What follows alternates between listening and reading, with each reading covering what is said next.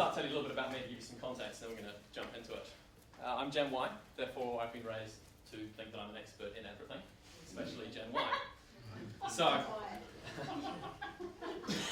some kindred spirits. No, I'm not Gen Y, I'm too old, but this one. Dobbing each other in, fantastic. I'm also General Manager of New Zealand's busiest theatre. We do about 400 performances a year in one theatre. You do the sums on that, that's, we actually are only open 5 days a week, so that's up to 4 performances a day. We're about to get a second space though, so we're pretty excited about that. And I'm also a board member of Arts Wellington, which is an arts advocacy, networking and training organisation. We've got about 300 members in Wellington. So I can see both sides of the coin. Just a little quick note, I am a POM who's lived in New Zealand for most of my life. So if I start to use words that don't make any sense, just pop up your hand and let me know. You guys have an amazing word, and are there any Hamish and Andy fans in the room? Yeah, okay. So I have to podcast that because I live in New Zealand. But they open every weekly show with a clip from a newscaster I think recently died, didn't he? Peter, Brian Henderson. Maybe? And he uses a word called scarrig.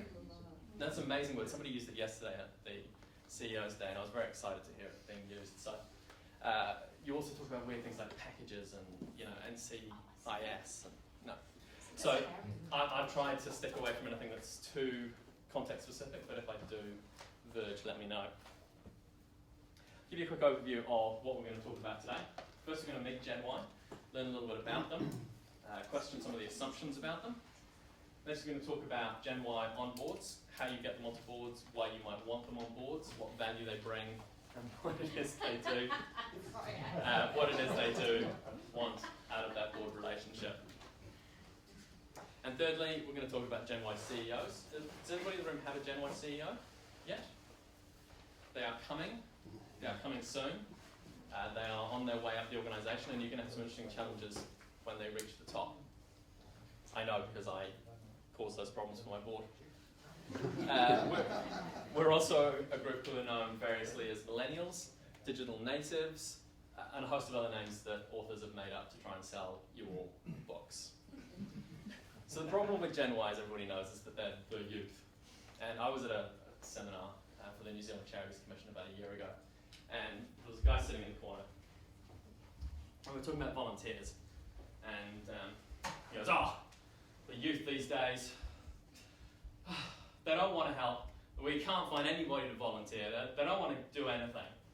And about 5 of us in the room sort of quietly piped up and went, well, actually, we have no problem. We have more volunteers than we can do with.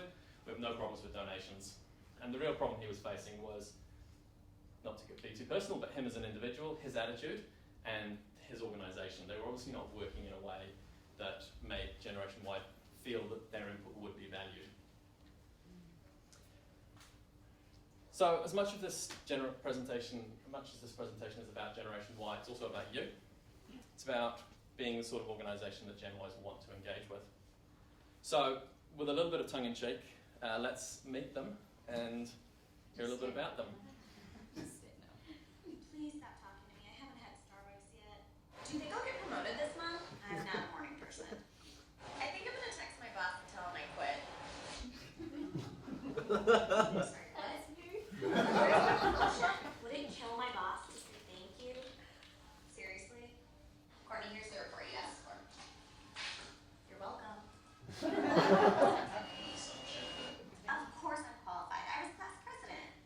What do you mean Wikipedia isn't a reliable source? You want me to go to the post office? Wouldn't it be faster if I just emailed it? Where's my promotion? They should make an app for that.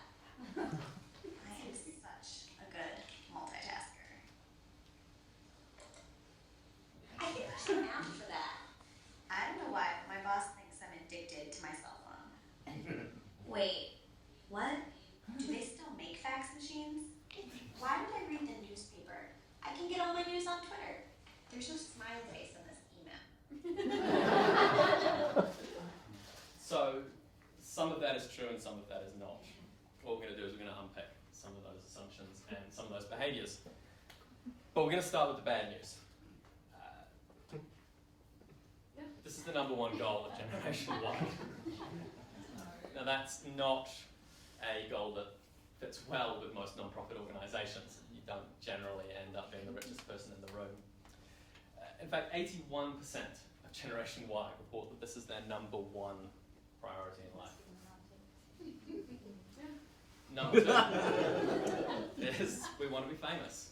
51% of respondents suggested that. And again, this is not something that's necessarily encouraged in the not-for-profit sector. We're all quite, we're often kind of keep our heads down, do the job sort of people, and we don't necessarily reward in the same way that we could, or that Generation Y might want to be rewarded and recognised. So not only do we have big dreams, but we back ourselves as well. I promise that's the only bit of PowerPoint animation. I couldn't resist that bit. 80% of people aged between 18 and 30 believe that they are very important. Very important. In contrast, Believe or are important?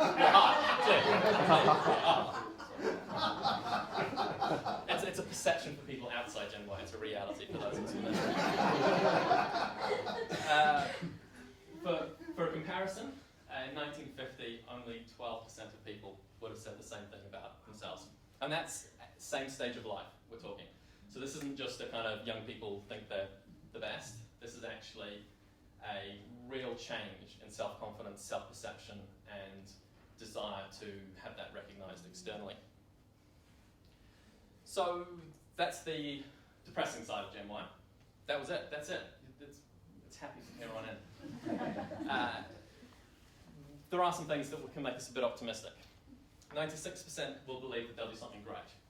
Now, the survey wasn't clear whether that might mean become famous on YouTube, or whether it means actually do something meaningful. And not that, becoming Justin Bieber is meaningful for Justin Bieber, but this is something that people can do in the not-for-profit world. They can have a feeling that what they're doing is great. So,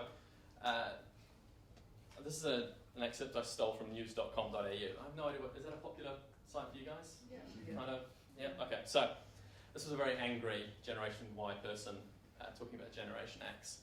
But it's kind of apt. The quote is, we don't actually expect everything to be handed to us, except the keys to the world, because we do a better job and then we find a new one in 3 months' time. We are optimistic and we're really happy, and that's not a bad thing. It's something that you can tap into. 42% of people who work full-time in this age group report being happy with their lives. Oh, that's it, it's the full-time work. Yeah, that's the secret. The secret is also being under 30, because if you ask Gen X and baby boomers the same response, you get a much more depressing answer. Only 27% of Gen Xers say that they're happy with their lives, very happy with their lives, and only 29% of baby boomers. So there's real optimism in this group that you can tap into when you're trying to recruit them with your board or you're trying to create leadership positions. Yes, as of now, isn't it? It was as of when the survey was done, which I think was 2 years ago. Yes, so is there a follow-up survey to see what they're like? To see whether they get more depressed as they get older? No, there isn't.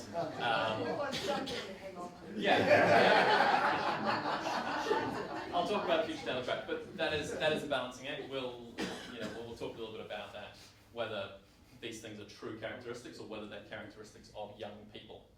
And in some cases they are, and in some cases they're not. We're also, I'm not going to say smartest, but we are the best educated. This is a US stat, but from my kind of anecdotal research, I think it's fairly true probably for Australia and New Zealand. 65% of us have college degrees. A lot of us plan on or are already in our second tertiary degree. So for example, I'm doing my master's degree. I could probably say 10% of the people in my course are Gen Y, and the rest are probably kind of 40 to 60. And we are a generation that wants to make the world a better place. We recognise the mess that the world is in, and we feel that it's our responsibility to make it better. As you can see, 61%. And we want to get rich and famous doing it.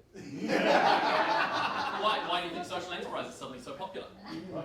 Because we want to save the world, and we want to get rich, and we want to be famous. So if we can do all three of those at once, that's a triple win. Yeah. Yeah. Why get? I'm going to do one of those three. So, contrary to my grumpy friend in New Zealand, we are very generous with our time. 81% of us have volunteered in the last year. At Bats Theatre, we have volunteers in the theatre 5 nights a week for 4 hours a night across 48 weeks of the year. And we never struggle to find people. To be fair, we give them a free show in exchange.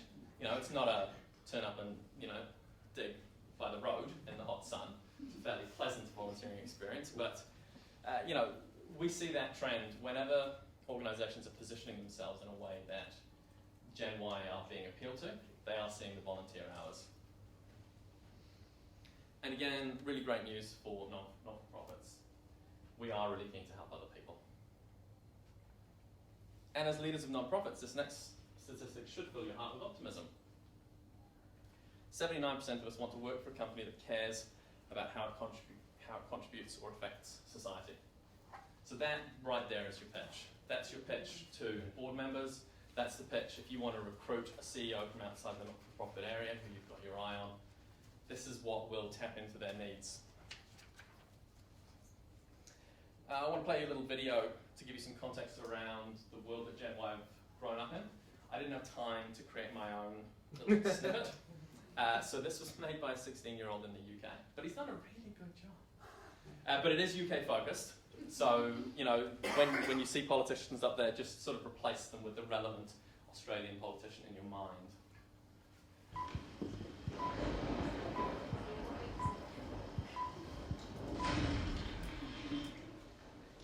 Mrs. Thatcher's years of power are over.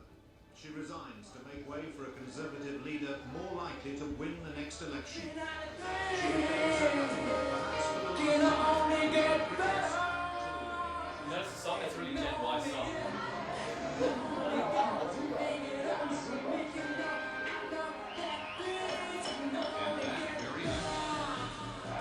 For the first time since 1961, they made a hole in the drawing.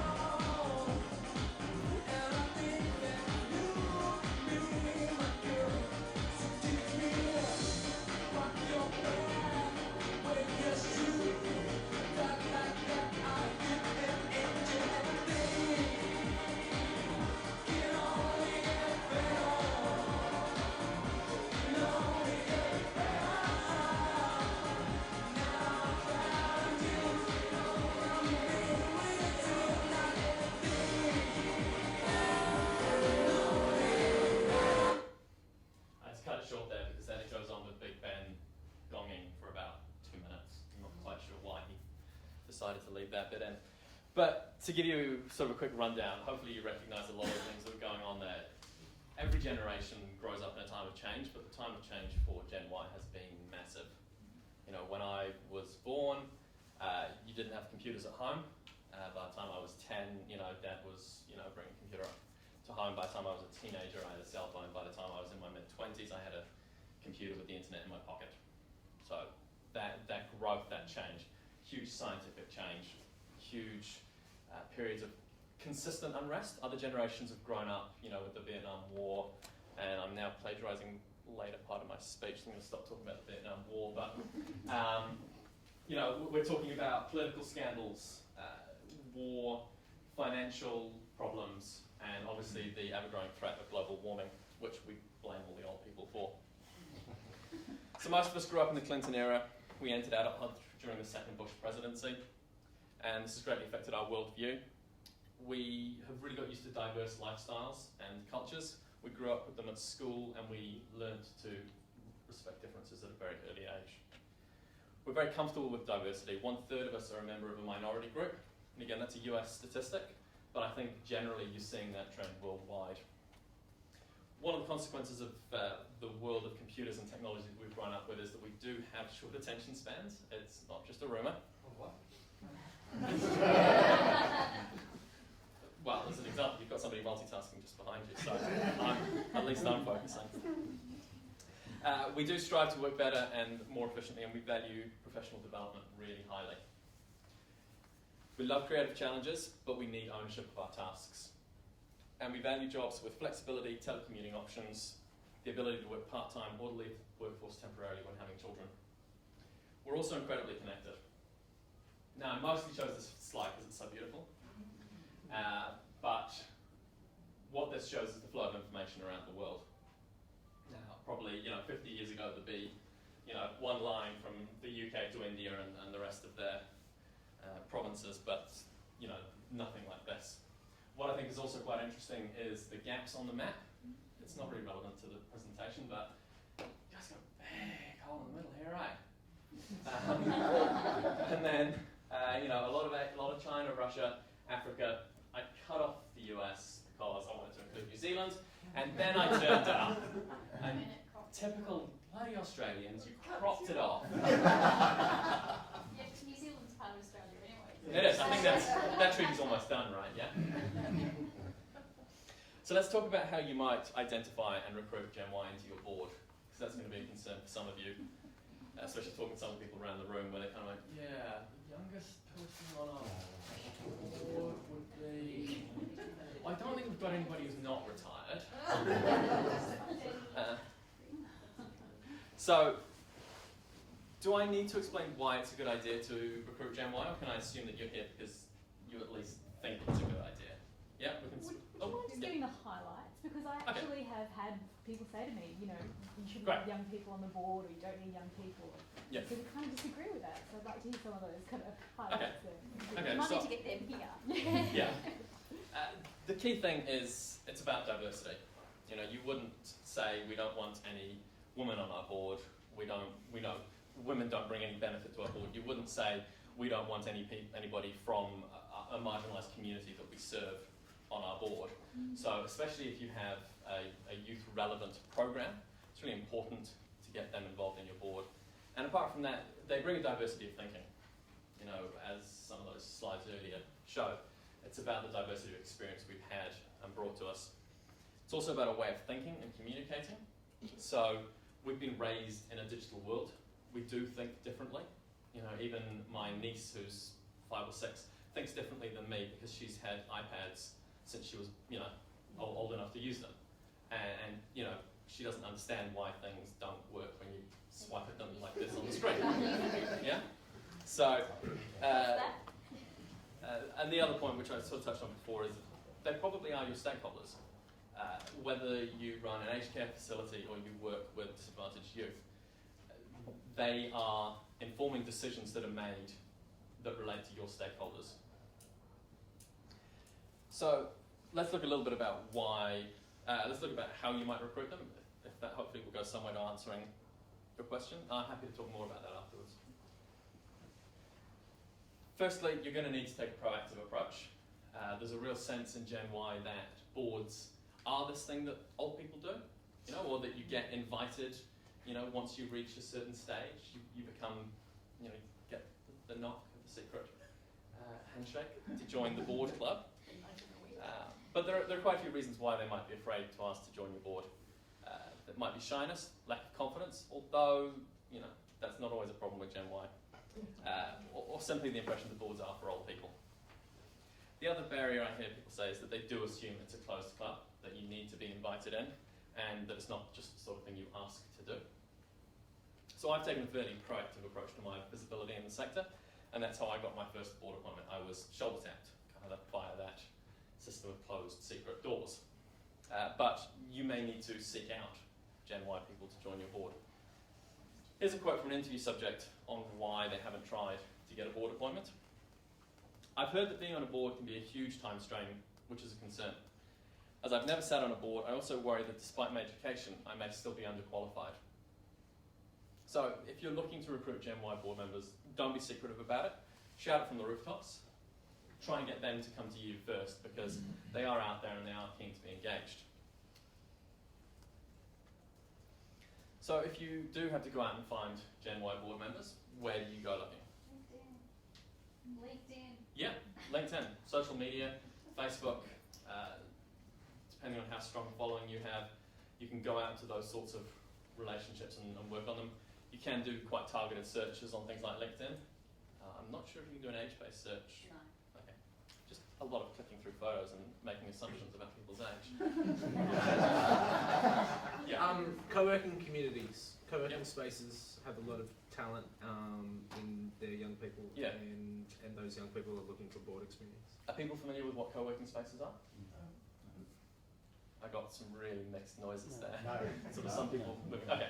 Co-working spaces are often sort of focused on small 1 or 2 member companies. They tend to be young, often technology or creative based companies in the arts sectors or digital sectors. And I don't know of any examples in Melbourne. There's one in Richmond. Okay, there's one in Richmond. Inspire 9 in Richmond, Hub Melbourne. Yeah. It's quite So fun. often you'll find things like social entrepreneurship businesses in there as well.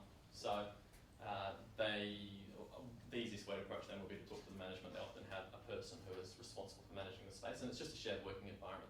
Essentially, you hire a desk within the space. Your volunteers are a great way.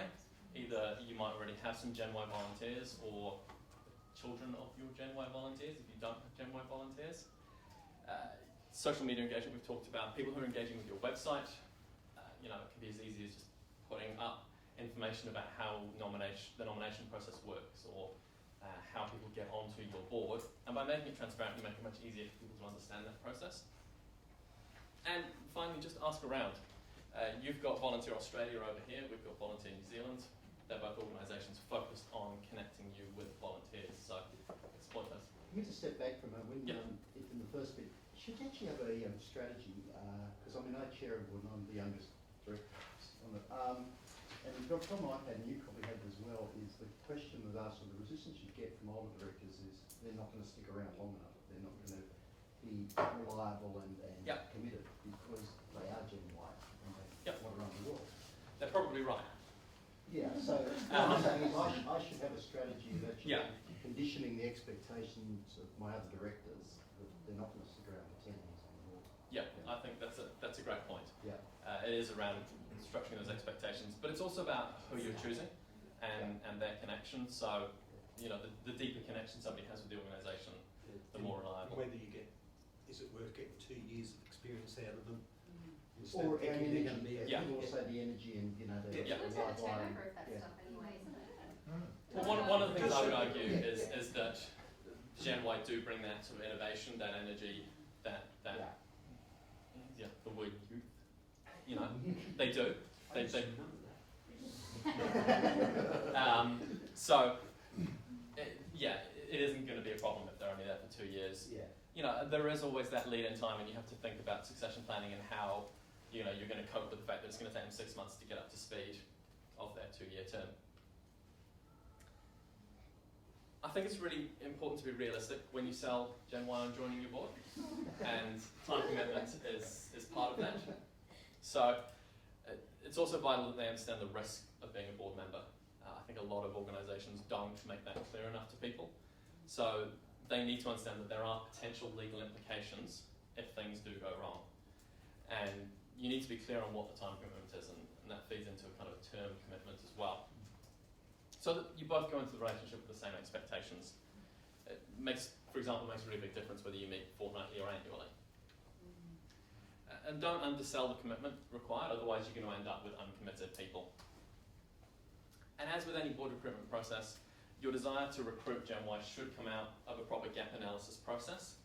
You know, it's easy to just kind of go, yeah, it's one of those young people, and then not actually understand why you brought that young person on board. And again, that gap analysis process will help selling it to your other board members. And on a side note, this might actually be a great opportunity to sit down with your whole board and look at a job description for board members. It's going to help you clearly identify what it is you're looking for from new Generation Y board members, and it's going to help get everybody on your board to recommit. And if people don't recommit, kick them out. Gen Y aren't going to be a band-aid on a dysfunctional board. If you've got toxic board members, you need to get rid of them first, because Gen Y aren't going to stick around if they don't feel like they're making a difference, if they're just banging their head against a brick wall. So once you're ready to get Gen Y involved, it's important to start thinking about the role you want them to perform, about that job description, and there's no kind of negative connotation of that. It's really important that you're both clear on the relationship. So here's a quote from somebody responding to a survey on Gen Y professionals. Gen Y professionals often seek board appointments not for the recognition, but for the altruistic value. To recruit a Gen Y board member, focus on the impact the service will have on their community, not on who they will network with or the power they will have. That's a recruiting pitch for a boomer. I personally would disagree with that. I think it's important to recognise that while we are looking to save the world, we are looking for that altruistic value, we are also incredibly conscious of our desire to move upwards in the world. So impact is absolutely important, but you know, I'm on a board because it's a benefit to my community. It helps me grow the industry I'm in. But it's also, if I'm honest, it's about who else is on that board and how it looks on my CV when I want to progress to other roles. So research does show that Gen Y value their time incredibly highly.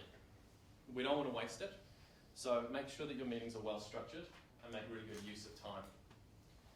Gen Y board members are less likely to be interested in the gossip and more interested in the action. And gossip is something that a lot of... Really? That's what the research says, and there's always exceptions to the research. I'm the outlier. Thanks Yeah. for listening. You also might want to choose to mix it up a little bit. So every meeting doesn't have to be in a boardroom with wood panelling. If any of you have got wood panelling in your boardrooms, I'm very jealous. If you've even got a boardroom table, I'm quite jealous. We have a corner of our office that used to be a bar. Why not ask Gen Y to organise a meeting for you and see what happens? Just see how they run things differently. It's an experiment. I'm not saying it's going to work. It's an experiment, but you'll learn a lot from that process. If you really want to get them on your board, let them know that they're going to have a voice, because that's often a concern of Gen Y coming on a board. For the more confident ones, they probably don't feel that. I'm guessing you didn't feel that going into your first board. But you know, they want to know that their ideas will help create solutions to challenges, and let them know that they're going to be working, hopefully, with other bright, positive people, because you've already got rid of all the boring, depressed people earlier on in the process. Is there a potential conflict, because you're quite right what you said about them being action orientated, because I find we have no shortage getting them as volunteers, but they all want to go and do the van or whatever, you know, the delivery of services directly or the youth outreach. But is there a problem in terms of the crossover between board and management and saying to them, we're not actually running the organisation in a day-to-day sense? And so I think that again comes down to making the relationship clear up front, you know, about that position description and going, this isn't operational, this is about strategy, it's about your worldview, it's not about managing stuff. And they probably won't want to manage the detail stuff because that's kind of boring, you know? You know, get somebody else to do that. Sure, there's an app that does that. Exactly. I think the tricky thing there is that because they'll be coming up with ideas for what the organisation, how the organisation can achieve its mission, in interesting and innovative ways that are compelling for the community in terms of story and that kind of thing, they're going to be quite good at doing things in that way. Yeah. They're going to want to get involved. But, you know, as long as it's just getting involved is about telling their friends on Facebook to get involved and that kind of thing, if you keep them at that level, it should be okay. Yeah, it will be a challenge. I mean, certainly on the board I'm on, there is a certain amount of us having to dip in operationally because of the type of organisation it is. But Gen Y are ideas generators and they will want to get involved, but it's about structuring that process and kind of saying, okay, you want to get involved, this is where we can get involved. You can write a strategy document or you can go out and achieve this goal for us. And, you know, writing for Gen Y can be as rewarding as going out on the streets, you know, for example. So, have you had any social media incidents yourself? Yes. Yes. Yeah. I got in the national newspaper for a social So media. you've sort of get a bit carried away and said, you know, we had a really great board meeting last week and we decided we're going to put on 5 more new productions. And Yeah. you tweeted that out there. Yeah. I won't give you the full story. It was not a front page situation, but I tweeted something that was operationally with a related organisation, which we thought was completely innocent, and the newspaper didn't, and the other party even less so. But that, I think, comes down to good governance structures around that. So I don't know how many boards have social media policies. Neither of the boards I'm associated with do. Strong confidentiality stuff. Yeah. Again, I'd encourage the prep stage, the kind of gap analysis, all of that is, again, and this is just good governance, but it's about reviewing, you know, yourselves and your processes and your policies and all of those elements. But that is a real risk. I think it's if you're not clear. responsibility though in terms of the older directors too. They can't just fall back on the defence, oh, we don't understand this social media and you've got this young person out there tweeting away. Yeah, well, that's kind of my next point, which is don't just make them the social media girl. They've got a lot more to bring to the board table than just, look, we need somebody to do that social media stuff for us. Or, you know, we need somebody who understands the internet. Yeah. It's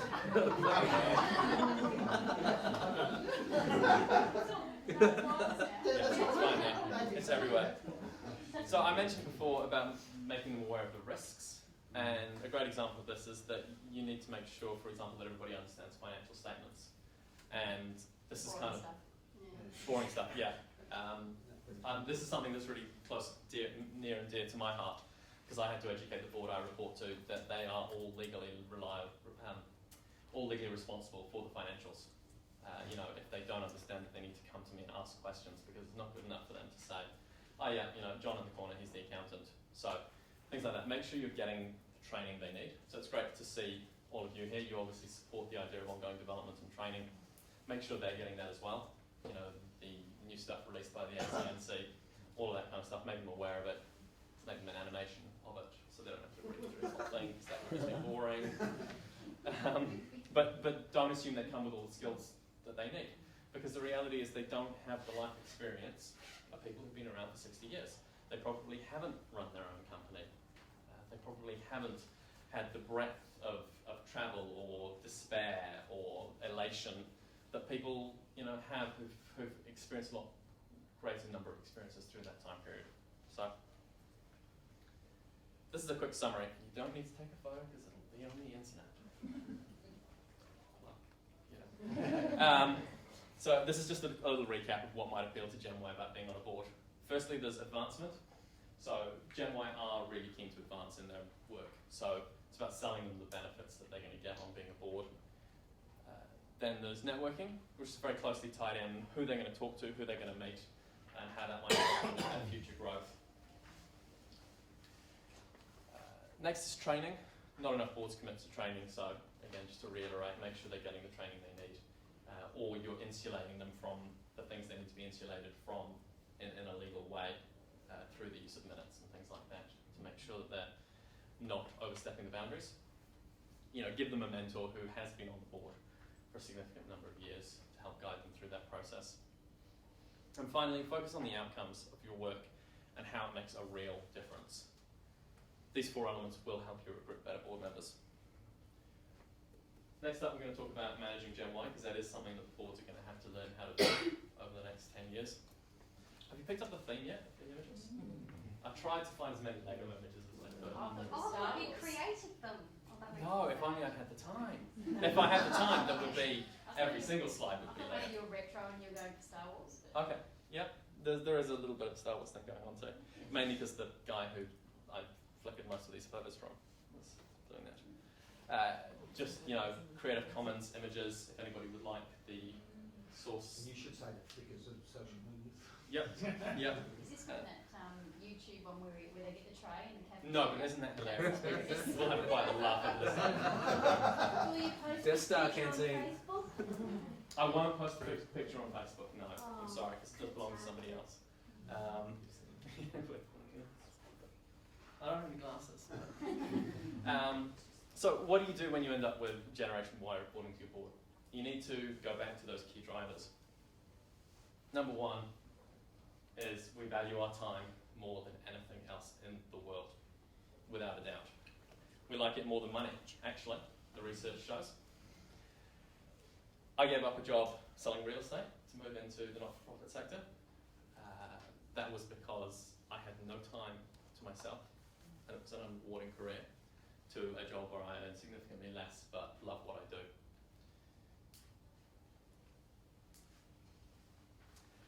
We've talked about training on boards. Training for Generation Y employees is incredibly important as well. It's one of the things we value most highly in our jobs.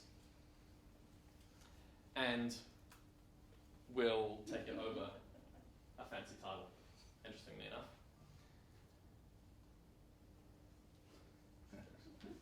Closely connected to our focus on time, we love flexibility, and that's flexibility of time, flexibility of work, topic, location, environment, all of those things. And the neck. Bendy neck. We really, really dislike routine. And that's a preference. That doesn't mean you have to not have a routine for them. It's about finding something that works for both the organisation and the individual. So, I want to tell you a little story about he's actually a guy who writes on the topic of Gen Y, and he talks about his first job. He went in, it was an investment banking firm, he was going to be making millions, he was on that training program, and in the first week he went in and was working on this report and handed it to the general manager. General manager turned around and went, "Yep, great report, can you do the page numbers in green, please?"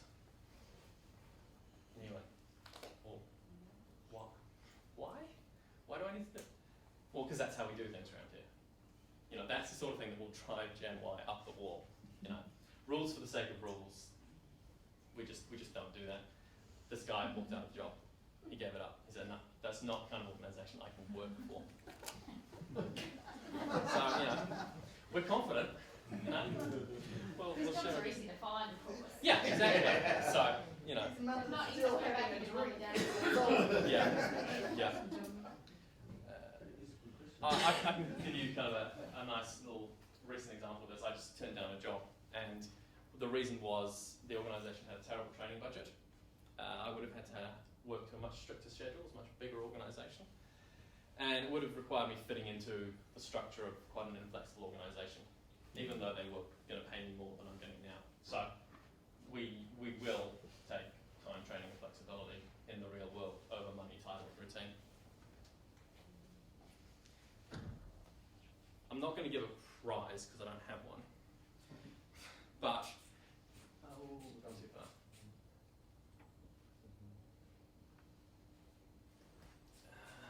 Easy guess. What do these numbers represent? Yeah, exactly. Yeah, how long we stay. So, top is baby boomers. Next down is Gen X, and then Gen Y. Now, again, you have to take this within some context. All Gen Y are currently below 30, so there is naturally much higher turnover during that time period than there would be later on in life, but the evidence would point towards we're not going to hit that 7-year mark. Yes? And I just had a Gen Y pointing out that for a lot of us, it's not us sticking around and changing commitments, it's actually changing the job market. Yeah. We're on 2-year contracts. contracts. Funding that That dirty F word. funding the opportunities. And it's really interesting because people have this attitude that Gen Y won't stick around. And I say, well, are you going to give me a full-time, permanent, guarantee of a job for life? And the organisation says, no, we can only give you a 2-year contract. And so I think there's that attitude of Gen Y. My grandfather worked for the electric company in Belfast for his whole life. You sell that idea to a Gen Y and they go, oh, that sounds terrible. Where's the variety, where's the excitement, where's the change? So let's put a kind of a wait and see on this statistic. Let's see what happens over the next 10 years. It's going to grow. I think it's going to sit closer to that 5 than it ever will to the 7. So what are the things that are going to help you retain your Gen Y CEO? While I've said that we value time over money, we also believe we're worth far more than you think we're worth. So we will always feel that you should be paying us more. We also are really keen on benefits. So I don't kind of know how the Australian market works, but things like health insurance, retirement savings, contributions, those sorts of things are surprisingly valuable. And it's amazing, Gen Y are actually one of the few generations that are thinking right now about our retirement. And some of that... to be tomorrow. Yeah. I want to leave work at 50, so yeah. 50? Oh, yeah. You want to stick around that long? My 30th birthday's coming up in a couple of months. I'm disappointed that I haven't done that yet. Yeah.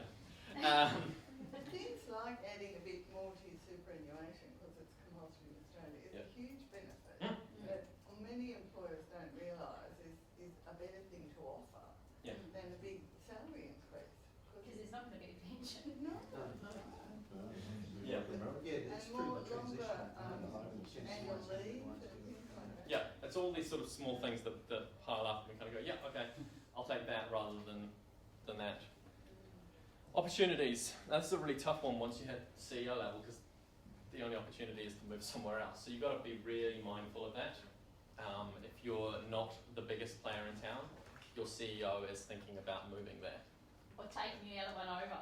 Yeah, that's an even better option. So bear in mind that they will be looking at opportunities and you're going to kind of have to continuously, actively keep them engaged and committed to your organisation. And interestingly enough, location comes in number 4 with Gen Y in this survey. I think that's everything from the environment to which they work to the area they work. We're far less keen on commuting. We don't want to have to travel to long distances in order to do it. And again, that's going to be reinforced by demographic changes, increased city living and things like that. Yep.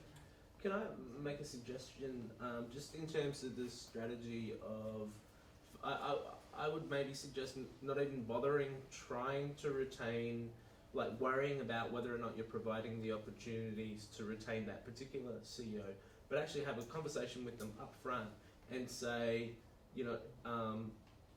what's your exit plan? Help them with they're going to leave. Assume they're going to leave. Yep. Have the conversation up front. Get them to help in their network identify a possible replacement. Have an open, candid exit strategy and think about how you can create the conditions to attract talented CEOs in general. That's a really great point. I'm kind of doing exactly that in New Zealand at the moment with an organisation working with the CEO and the chair to say, okay, she's on a set contract. You're both really clear that she's not going to stay on that. Past that, she's kind of a shining light. She's got bigger and better things to go on to. So, succession planning is really important, and whether that's internally or externally. Then there's kind of all the other things that they care about: leadership, your reputation or your brand, in-house training programs, tuition reimbursement. Given Gen Y's focus on ongoing training, it's actually a really strong one.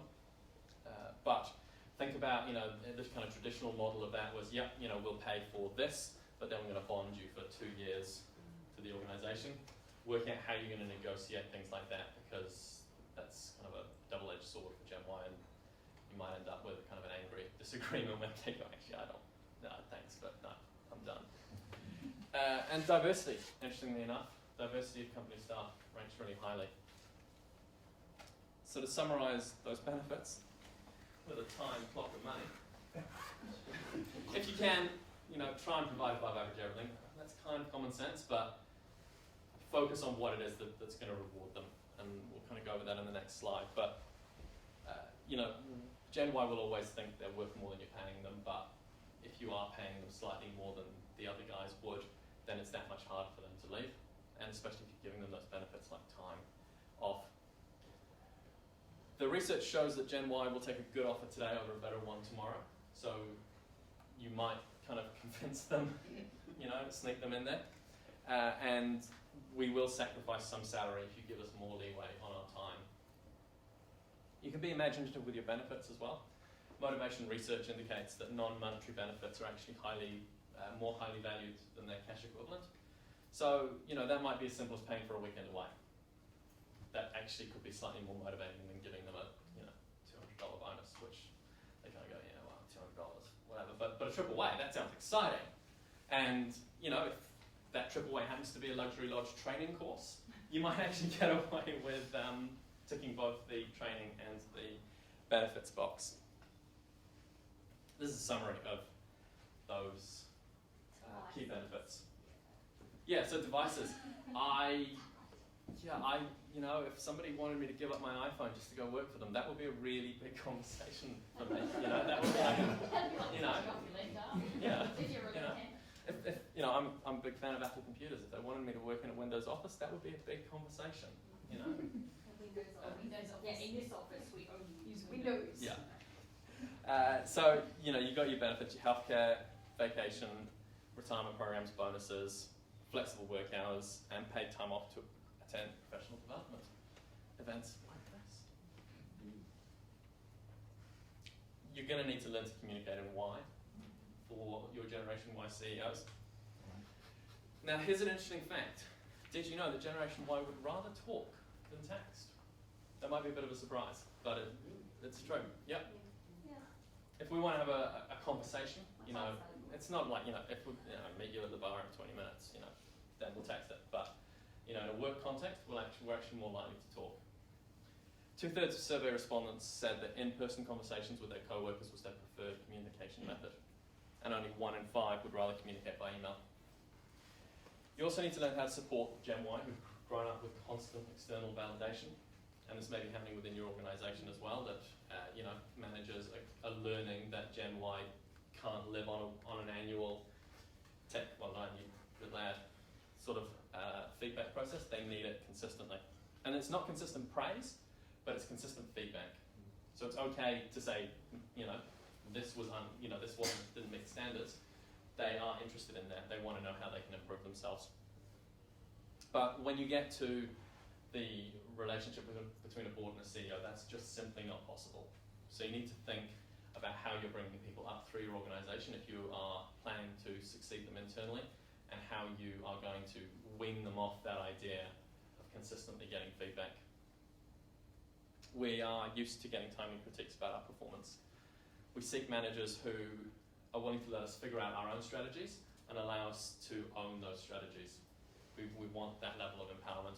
So that works really well with that board-CEO relationship. We're willing to be accountable for what we're doing, and we're willing to generate those ideas. So think very carefully about that relationship between governance and management. And think about making sure that your board is approachable and you're available to provide assistance and support where necessary. According to a survey, 10% of Gen Y are comfortable communicating only once a week with their bosses. So 90% of them want to talk to you every week. Now, in some board CEO relationships, that might be possible. It might be quite a close relationship. But it might be as simple as, for example, with my board, we have kind of a no surprises policy. So, rather than waiting for the next board meeting, I'm letting the board chair know that this is coming up, or this problem, is on the verge of becoming a bigger problem. And just, simply a bounce back reply from that. It's vital, though, that you're going to set appropriate boundaries. You may need to teach them how to be that senior manager and how to live without that constant feedback. So try and make that happen internally as they ascend. You're going to have to excuse the visual part. I couldn't quite give that one up. Coach, don't manage. I think that's an important important management principle anyway. It doesn't just apply to Generation Y, but does really apply to them. Generation Y would like an outside coach or mentor. Now, having somebody on the board is a good start, but try and encourage them or try and facilitate a connection for them that gives them that mentorship and that support, because then that starts to take up that slack of the board CEO relationship as well, where they can bounce ideas in a safe environment. We're going to go back to time and balance. 73% of Gen Y professionals are concerned about being able to balance a career with personal obligations. Now that's not new. I'm sure that's been the case for every generation, but we are especially vocal and especially demanding about flexible working hours. Within my organisation, I'm technically not allowed to accrue time and load because the assumption is I'm at the top of the organisation, I do the number of hours that are required. But I have a relationship with my board which says, look, if I spend all of Saturday in a board strategy session, I want to take the next Friday off so I can have a long weekend. And that's the sort of relationship we have, and it's the sort of relationship you're going to have to learn to evolve. Because we're much less likely, and there's always going to be outliers, but we're much less likely to be those 100-hour-a-week kind of Gen X, kill ourselves working our way to the top. And balance isn't just about flexible working hours though. It's about a sort of holistic approach to all your expectations, about your structure, your attitudes, and your culture, both at a board level and an organisational level. It's an area that you're going to be sort of constantly negotiating with your CEO. So again, here's a little bit of a recap. These are the top reasons that Gen Y leave a role, and that's a lack of coaching, better benefits elsewhere, better training elsewhere, problems getting feedback from their managers, opportunities, it's kind of a broad term for it just seems like it would be better, and pay. Interestingly enough, that this survey, in contrast to the previous one I talked about, did actually say that a more prestigious job title was one of the reasons cited for leaving. It was lower down the list, but it's a factor. Again, if you've got somebody at CEO level, that's fine, but it could be a way that you can cherry pick out from another organisation. So, the unknown variable. Many Gen Y, myself included, are embarking on the journey of parenthood. And being a parent may actually amplify some of the key characteristics of Gen Y. The question is, will we become more demanding about flexible working? Or will we step back from that and go, actually, we need money, we need to raise a family, we need to be serious people. You know, we can't just, we need to just grow up. So, you know, we're on the cusp of this. The answer is, I don't know. I think it'll be an interesting thing to watch over the next 10 years. It may actually cause us to settle down and reduce our high turnover rates as we commit to being grown-ups. And, you know, as I'm rapidly learning, little people can be very expensive. So Generation Y may be willing to sacrifice some of their other benefits for more cash in the bank. Ultimately, this threshold is going to radically alter our behaviour. We're just not sure how. And before we want to move to questions, we've got about 7 minutes left. Actually, 6 minutes and 4 seconds. Before we go on, I want to show you a video. It's a little bit US-centric. But trust me, it's valid for many of us in my generation. It really sums up how Gen Y feel about the world that we live in, and our desire to change it. Every generation has a call to action or a crisis to solve. You know, there have been world wars, Vietnam wars, Great Depressions. It's not new that young people want to change the world. There's nothing surprising about that. But what is surprising is that now we live in a very globally connected world. We understand the world we live in. We see it visually, immediately, live.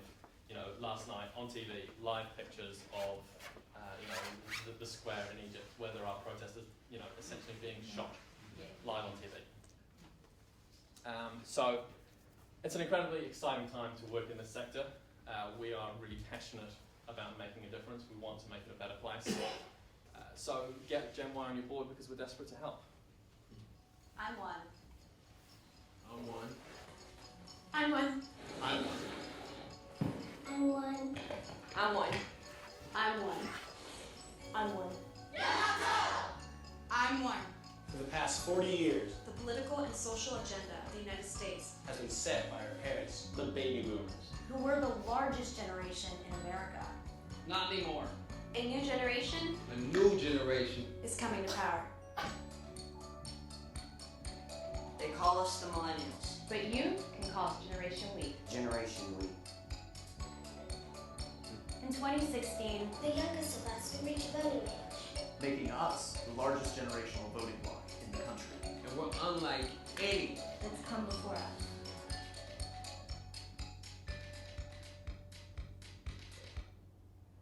We are more globally oriented. We're more ethnically diverse. We're more technologically adept. Better educated. Less politically partisan. and we're the first generation in American history to inherit a nation in decline. in decline. Our national debt is $10 trillion. That's $30,000 of debt. $30,000 in debt. For every man, woman, and child. Our educational system is failing. We have the highest child poverty rate in the developed world. Some of us are losing our homes. Our dependence on fossil fuels has polluted our environment. Our water is contaminated. and our health is endangered. Half of us will get cancer. 1 in 3 will develop diabetes. Our lifespan is expected to be less than our parents. Even though they live in the world's wealthiest nation, Generation We are inheriting a damaged future and a set of potentially catastrophic problems. But we have every reason to be optimistic. These kids identify themselves as strongly progressive and are fed up with partisan politics. They're socially tolerant, environmentally conscious, and peace-loving. They volunteer in record numbers. They're technologically brilliant, and most importantly, they're politically engaged. They believe they can restore the American dream. Generation We is poised to lead the change we need. Our collective future depends on it. Now, will we listen to them? We, the youth of the United States. We, the youth of the United States, believe our birthright has been betrayed. Our inheritance has been squandered. We will not accept a cruel and unfair future Of incomprehensible debt, punitive taxation, economic disparity, military conflict, chronic disease, and environmental disaster. We must restore and protect. we must restore and protect our environment and the planet. We must provide quality nutrition and health care for all youth. We must provide equality of education and learning resources For all people and economic classes. We must end the perception We must end the perception that America is an arrogant and greedy nation. We must vote. We must vote. We must vote in unprecedented numbers And exert our political power to create a just and sustainable world. We are the largest demographic group in the United States, and once unified, we can control America's political landscape. This millennial declaration is a call to action. It is the beginning of a nationwide movement to restore our future. Save our nation and preserve our planet. We're going to make history. We're going to make history. Will you join us? Will you join us? Will you join us? Will you join us?